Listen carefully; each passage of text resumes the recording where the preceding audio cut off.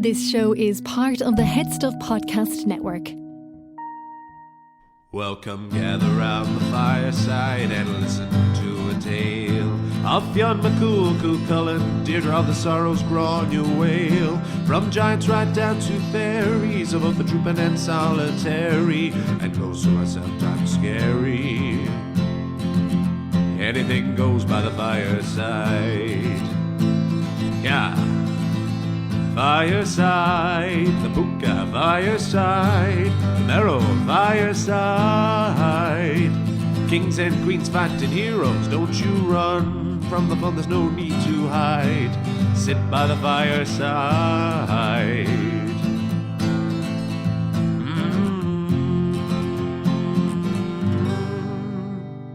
Fireside.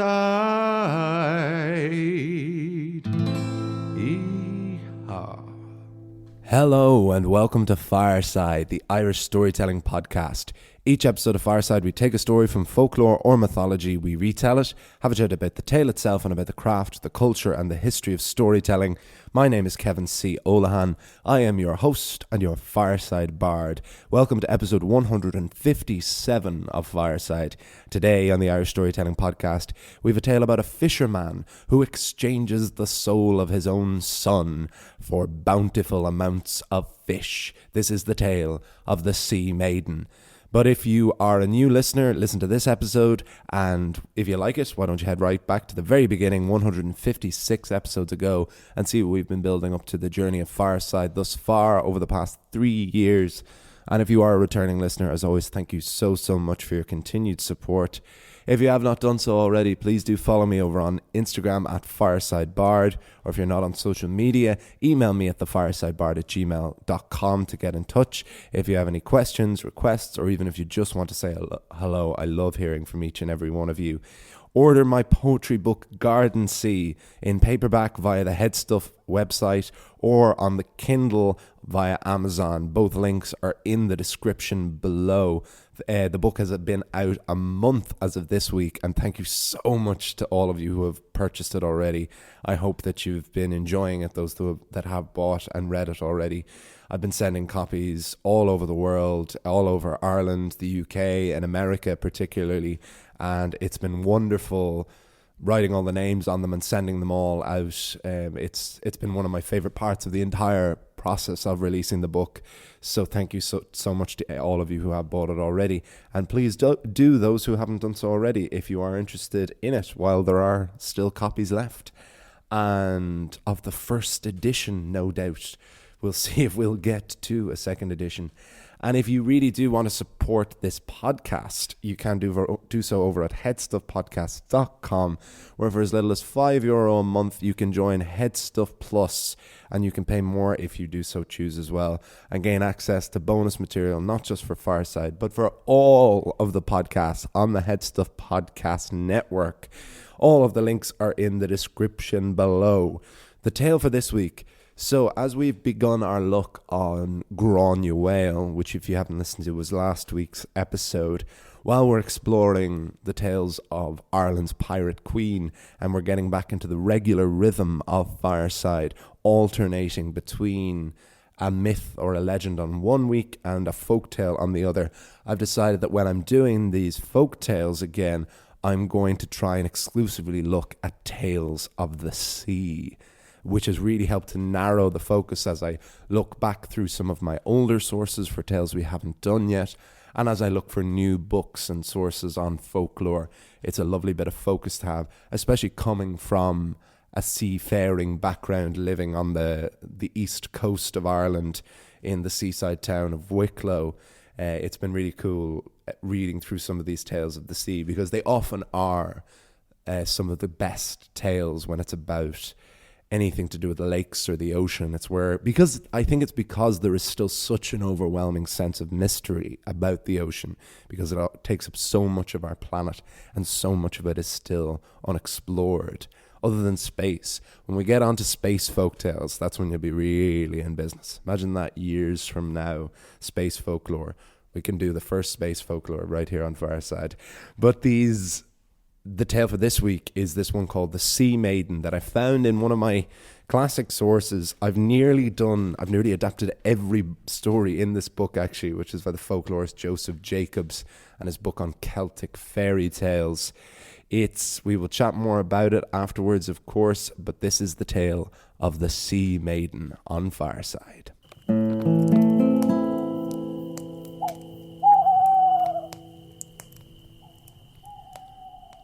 The Sea Maiden. Once there was a fisherman who was having a very dry spell. Every morning he would untether his little boat, hoist his sails, and let the wind take his boat out to sea. And every night he would return home empty-handed. The fisherman had no family of his own, but the more days passed with no income, the more he worried for his own well-being. One day, as he sat on board his little boat, exhausted from the failure, the fisherman finally caught something in his net. It was heavy, and it was thrashing violently, and the fisherman pulled it from the surf and dumped it on the deck.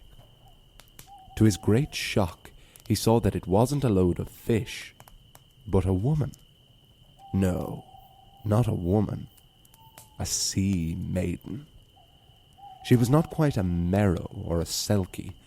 The creature had far more of the appearance of a human, but looked as if she dressed with the flotsam of shipwrecks.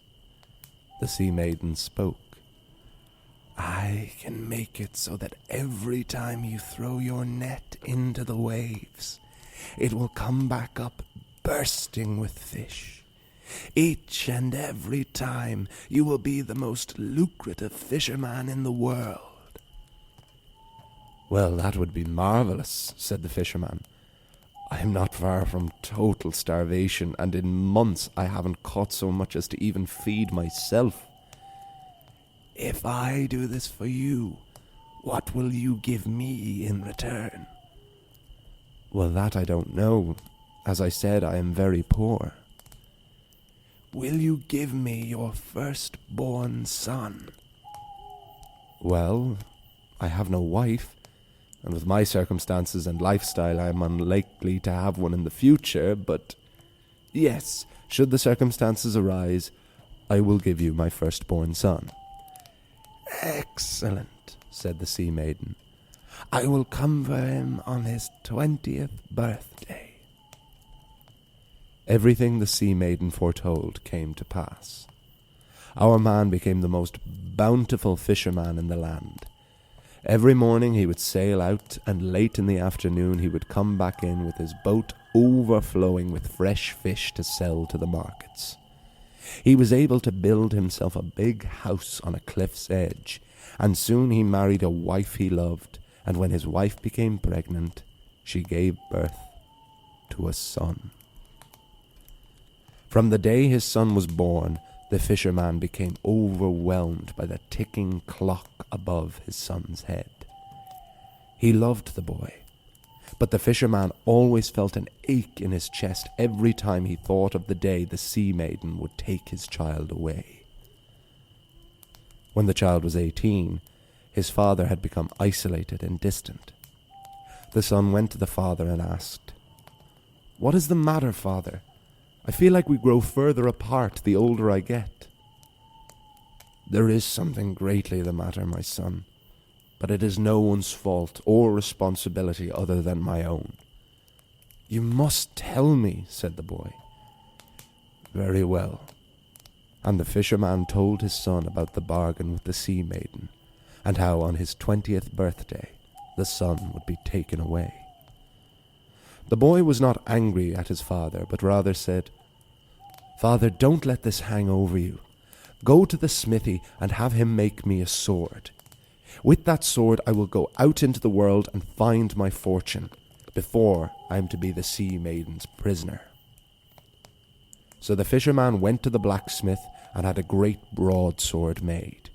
He brought it home, and the boy gave one swing of the weapon, and it shattered into 1,000,000 shards. The father returned to the smith, and another sword was forged, stronger than the last.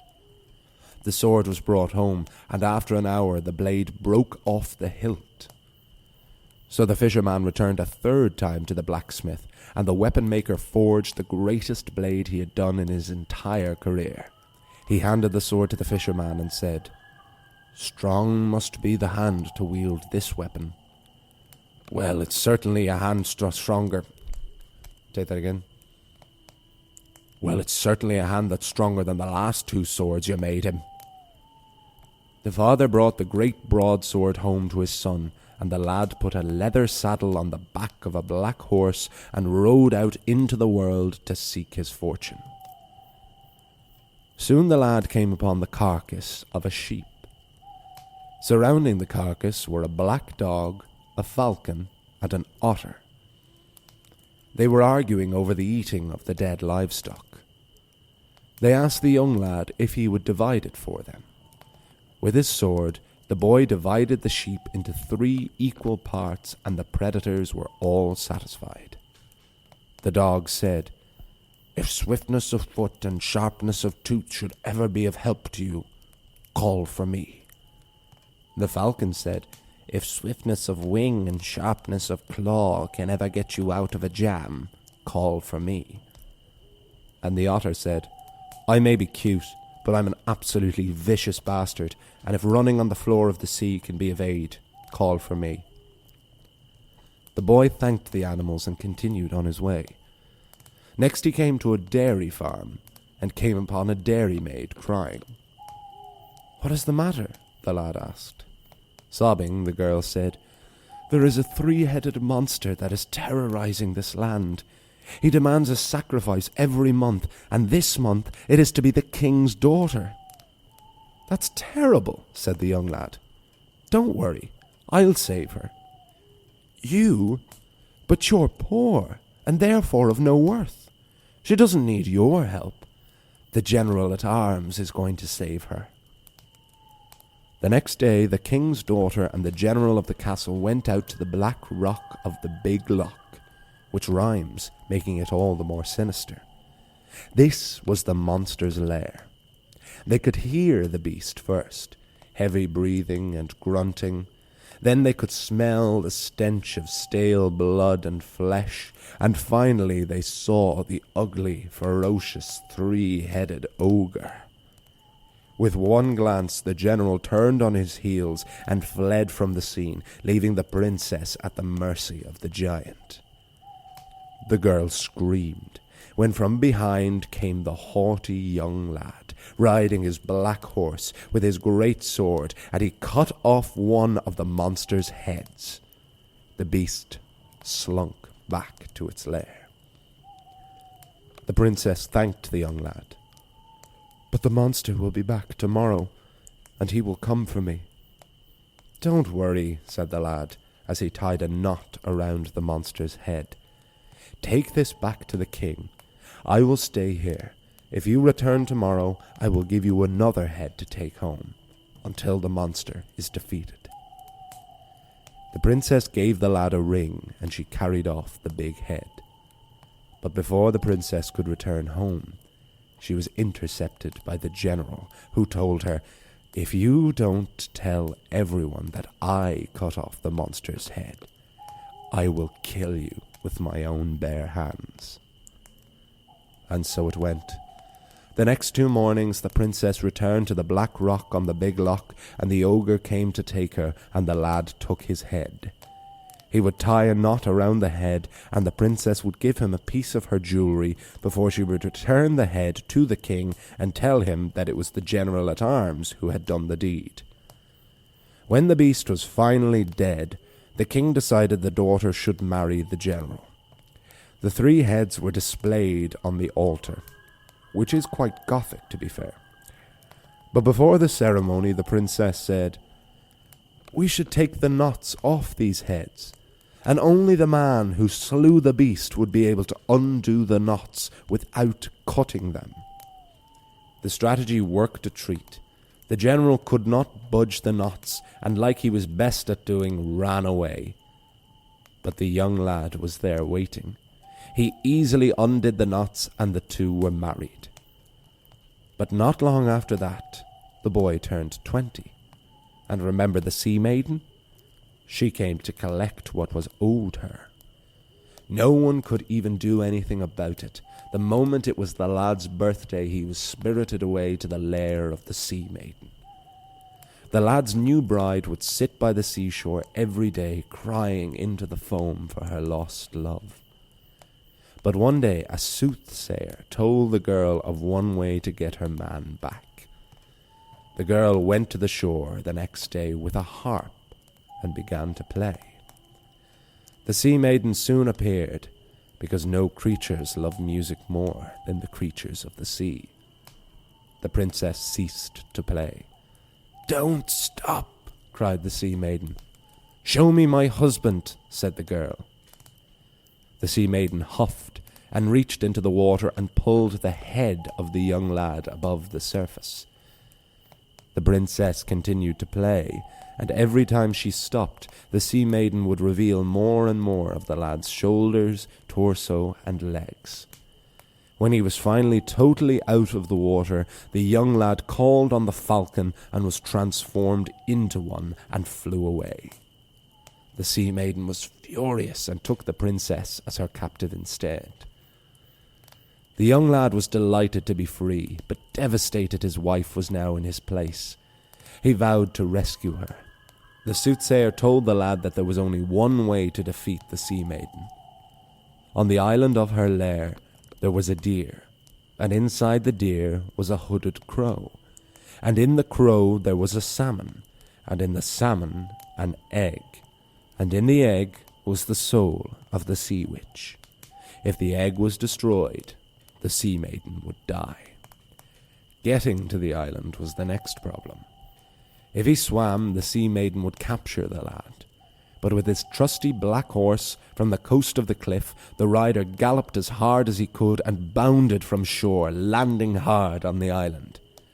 It was a very small piece of land, and the hind was easily found, but not so easily caught. So the lad called on the great black dog to hunt the deer. When the doe had been taken down, from her mouth flew a hooded crow. The boy called on the falcon, who gripped the smaller bird in her talons until from the mouth of the crow came a salmon, who dove back into the waves. But the boy called on the otter, who ravaged the fish until the egg was spat back onto the land. The boy was just about to step on and crush the egg when the Sea Maiden emerged from the foam. "Wait! Don't step on that egg!" "Give me back my wife, then." The Sea Maiden tossed the girl to the young lad, but the two were still trapped on the island.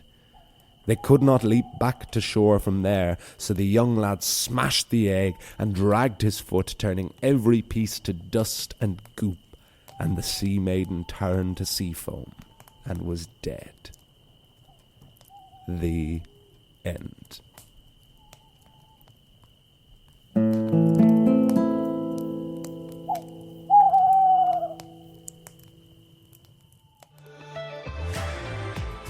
The Headstuff Podcast Network is a hub for the creative and the curious. And if you become a member of Headstuff Plus, you will be supporting your favourite podcasters do what they do best.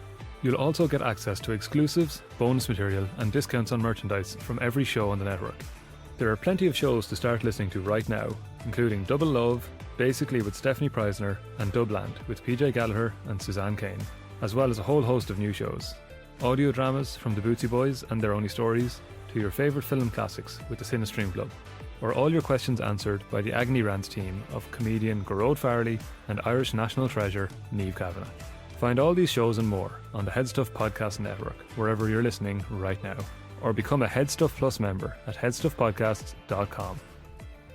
And that is the tale of the Sea Maiden on Fireside, and I hope you enjoyed it. Really liked this story. It was one I hadn't known before researching it for this tale, but I'm so delighted I found it. I found it through specifically looking for sea and ocean and anything nautical, and this was the first one I found that I really, really liked. It felt, what's interesting and what I quite like about it is, first of all, it feels very like going back to the real folklore roots of Fireside, because it is a tale from a book that a lot of the original tales are from. Even the very, very first story on Fireside, The Giant's Causeway, or The Legend of Knockmany, was one I found from Joseph Jacobs. I found it in the W.B. Yeats book, but a lot of the tales in that are Joseph Jacobs versions. And then another book I read was just a book specifically of Joseph Jacobs' tales for any of the ones that aren't featured in the Yeats story. So there's elements there, and I've spoken a good deal about it, how my favourite way of adapting folktales is to read them a few times and then totally forget about the version I've read and just write my own version, keeping to the same plot beats and usually not changing a huge amount. But if I don't have to be constantly looking back and forth for details, I feel I have a better sense of the story. I feel it's a stronger story then as well if it really leaves an imprint on my mind.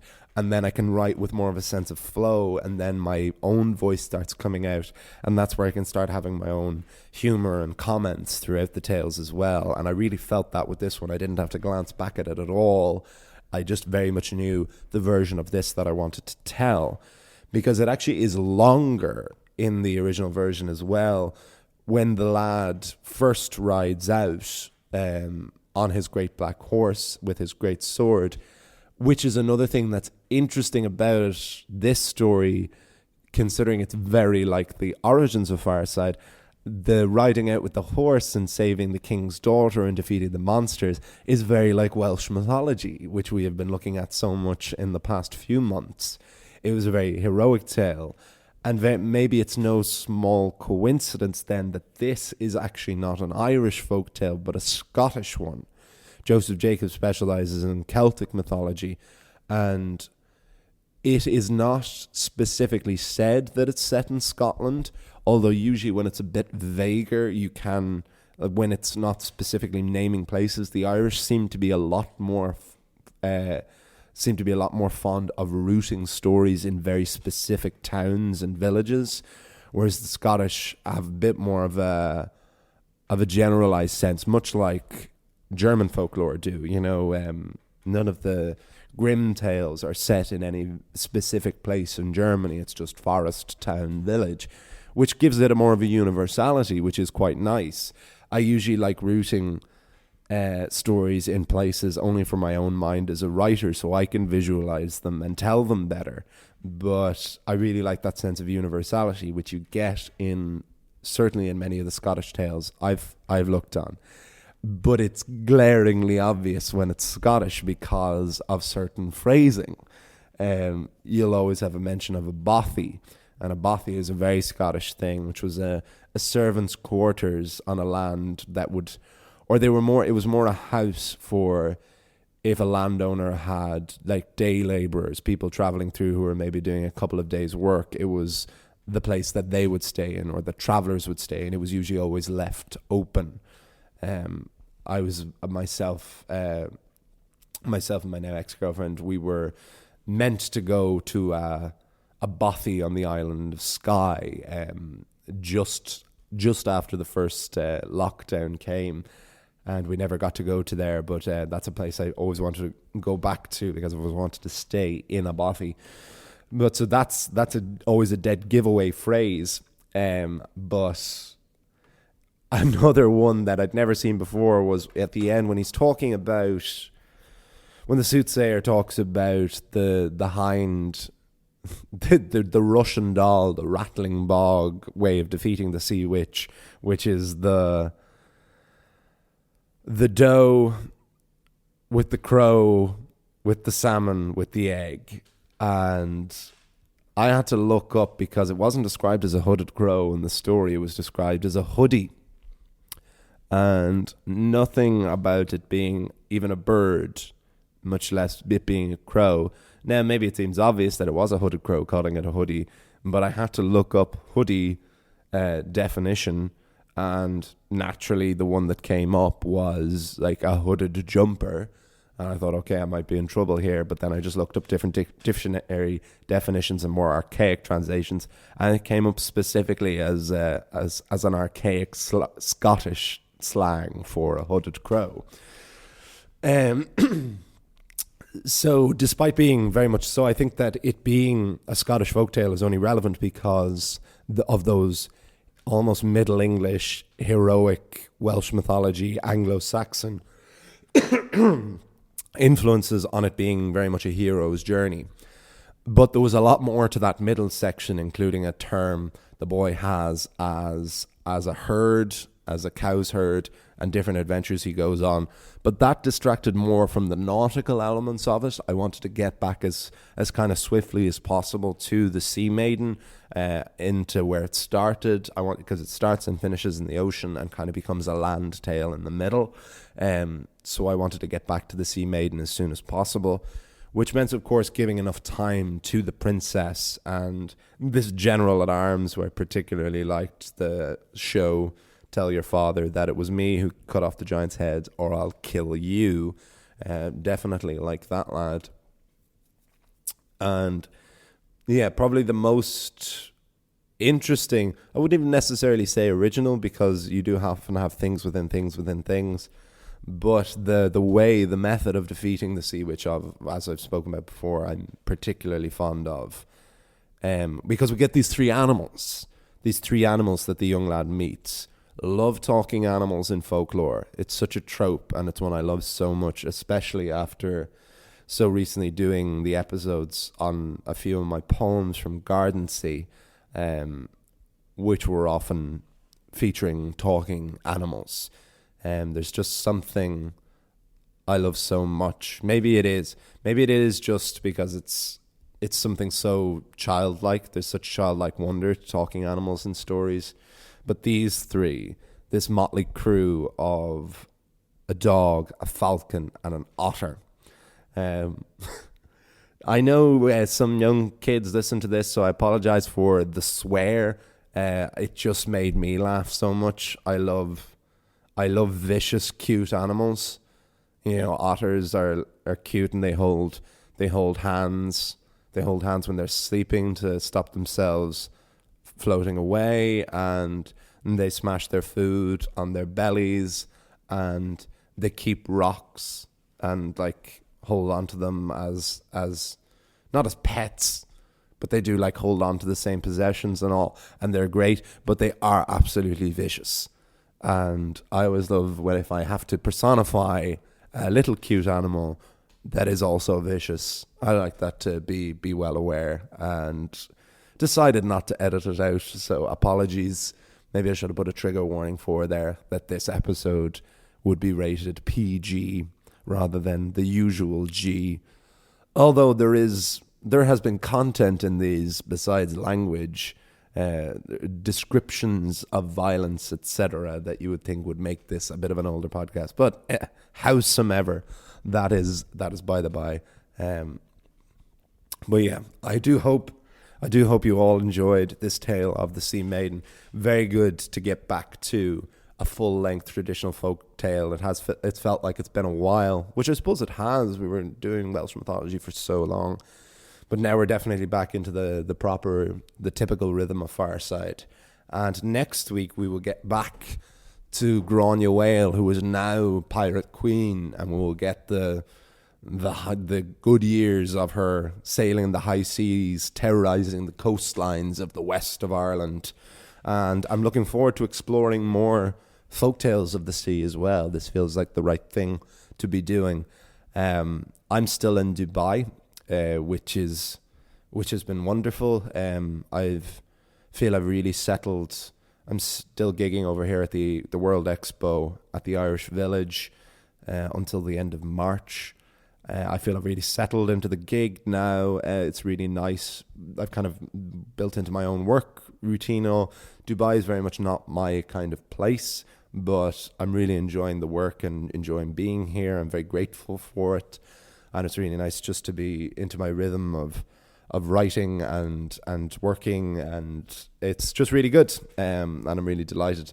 And I do have copies of Garden Sea with me to sell my wares at the gigs as well.